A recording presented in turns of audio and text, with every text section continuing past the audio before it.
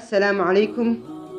Dunidan waxaa soo maray boqorro caalamka maansheeyey kuwaasoo dadkooda u horseeday macluul iyo faqri.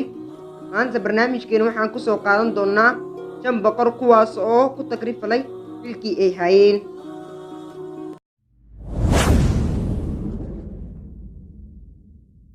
Bukhtunasar wuxuu ahaa boqorkii Baabilyoon, wuxuuna reer bani Israa'iil u soo diray guutooyin ciidan ah oo raamsanaya cid walba ka hor timaada, taasoo sababtay in Yuhuudii yareed ee hartay ay ku kala firdhaan caalamka intiisa kale.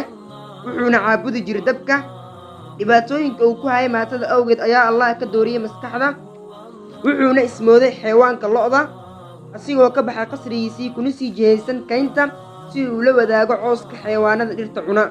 Wuxuuna ugu dambayntii ugu baktiyey kaynta darxumada ka jirta awgeed, asigoo ku dhowaa 200 sano.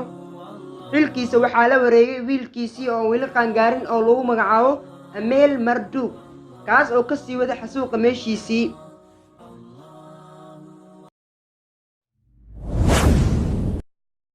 boqorkii Roma ee Caligula isla markii uu xilka qabtay waxa uu bilaabay inuu baabi'iyo maatada una raaxaysto dilkooda, balse waxaa fajacay ama kaag noqotay markii uu ku dhawaaqay waxaan ahay ilaah ay caabuda.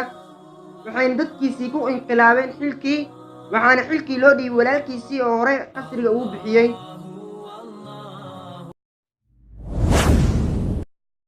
Charleskii 6 ee Faransa wuxuu carshiga boqortooynimo ku fadhiistay asigoo jira 21 sano, wuxuuna sare u qaaday dhaqaalaha iyo siyaasadda dalka, taas oo suurto gelisay inay jeclaadaan dadkiisii.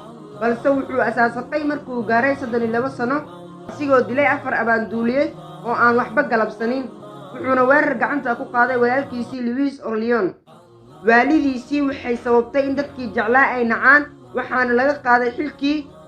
intuu ka geeriyoonayna waxaa lagu hayay guri.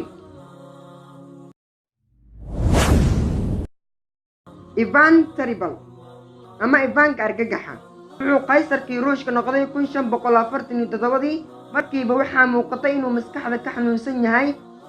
markii ugu horreysay ee lagu kacay wuxuu dilay wiilkiisii dhaxal suga ahaa, wuxuuna sameeyey ciidan argagixiso kuwaas oo laanaya maatada.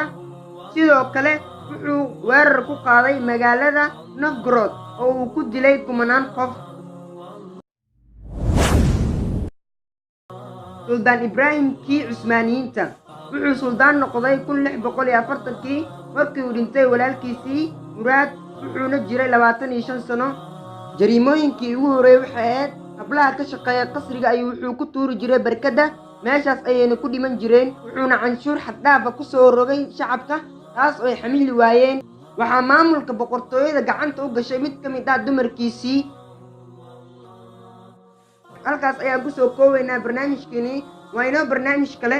wassalaamu calaykum waraxmatullaahi wabarakaatuh.